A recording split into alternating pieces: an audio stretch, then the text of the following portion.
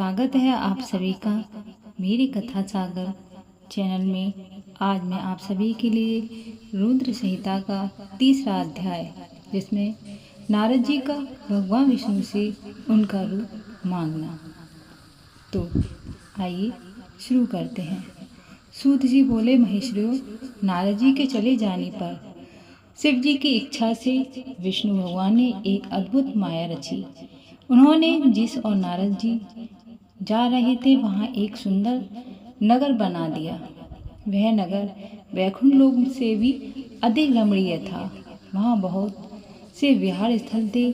उस नगर के राजा का नाम शीलनिधि था। उस राजा की एक बहुत सुंदर कन्या थी। उन्होंने अपनी पुत्री के लिए स्वयंवर का आयोजन किया था। उनकी कन्या का वरण के लिए उत्सुक बहुत से राजकुमार पधारे थे। वहाँ बहुत ही चहल पहल थी। इस नगर की शोभा देखते ही नारद जी का मन मोहित हो गया। जब राजा शीलनिधि के नारद जी को आते देखा तो उन्हें सादर प्रणाम करके स्वर्ण सिंहासन पर बैठाकर उनकी पूजा की। फिर अपनी देवी सुंदरी कन्या को बुलाया, जिससे महेश्वरी के चरणों में प्रणाम किया।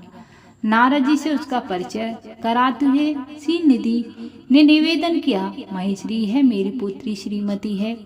इसके स्वयंवर का आयोजन किया गया है। इस कन्या के गुण दोष को बताने की कृपा कीजिए। राजा के ऐसे वचन सुनकर नारद जी बोले, राजन, आपकी कन्या साक्षात लक्ष्मी है।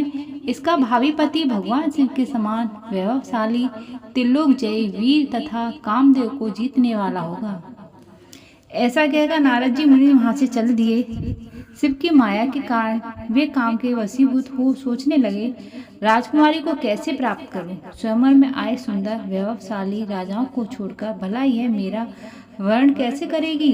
वे सोचने लगे कि नारियों को सौंदर्य बहुत प्रिय होता है। सौंदर्य को देखते ही श्रीमती मेरा वर्ण कर सकती हैं। ऐसा विचार कर नारद जी फिर विष्णु लोक में जा पहुंचे। उन्होंने राजा शीलनिधि की कन्या के स्वयंवर के बारे में बताया तथा उस कन्या के साथ विवाह करने की इच्छा व्यक्त की। उन्होंने भगवान विष्णु से प्रार्थना की कि वे अपने रूप उन्हें प्रदान करें ताकि श्रीमती उन्हें ही वरें। सूत जी कहते हैं, महेश्वरी नारद जी मुनि की एक ऐसी बात सुनकर भगवान मधुसूदन हंस पड़े और भगवान शंकर के प्रभाव का अनुभव करके उन्होंने इस प्रकार उत्तर दिया। भगवान विष्णु बोले, हे नारद, वहाँ आप अवश्य जाइए। मैं आपका हित उसी प्रकार करूँगा जिस प्रकार पीड़ित व्यक्ति का श्रेष्ठ वेद करता है, क्योंकि तुम मुझे विशेष प्रिय हो। ऐसा कहकर भगवान विष्णु ने नारद मुनि को वानर का मुख तथा शेष अंगों का अपना मनोहर रूप प्रदान कर दिया। तब नारद जी अत्यंत प्रसन्न होते हुए अपने को परम सुंदर समझकर शीघ्र ही स्वयंवर में आ गए और राज्य सभा में जा बैठे। उस सभा में रुद्रगण ब्रह्मांड की रूप में बैठे हुए थे। नारद जी का वानर रूप देखकर कन्या रुद्रगणों को ही दिखाई दे रहा था। बाकी सबको नारद जी का वास्तविक रूप दिखाई दे रहा था। नारद जी मन ही मन में प्रसन्न हुए और श्रीमती की आज्ञा प्रतिज्ञा कर रहे थे। हे ऋषियों, वे कन्या हाथ में जयमाला लिए अपनी सखियों के साथ स्वयंवर में आई। उसके हाथों में सोने की सुंदर माला थी। वह शुभ लक्षणा राजकुमारी लक्ष्मी के समान अपूर्व शोभा पा रही थी। नारद जी मुनि का भगवान विष्णु जैसा शरीर और वानर जैसा मुख देखकर कुपित हो गई और उनकी ओर से दृष्टि हटाकर मनोवांछित वर की तलाश में आगे चली गई। सभा में अपने मनपसंद वर को ना पाकर वह उदास हो गई। उसने किसी के गले में वरमाला नहीं डाली। तब भगवान विष्णु राजा की वेशभूषा धारण कर वहां आ पहुंचे।